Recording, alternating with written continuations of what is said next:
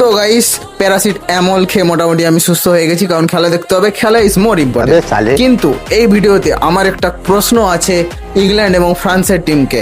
ভাই তোরা সেমিফাইনালে খেলতে বলে গেছিলি, কালকে কি হয়েছিল? ওটা 10 খানা গোল মেরেছো তোরা দুজন মিলে, 10 খানা। Can you imagine that? তোরা যদি এই পারফরমেন্সের 50%ও মেরে দিতিস না, সেমিফাইনাল দুটো আজ ফাইনাল তোরা খেলতিস। মায়েরই বলছি, কালকে ফ্রান্স আর ইংল্যান্ড যেরকম পারফরমেন্স দিয়েছে, আই মিন তাদের ওয়ার্ল্ড কাপের বেস্ট পারফরমেন্স, কিন্তু অন্য ম্যাচে, ভুল ম্যাচে।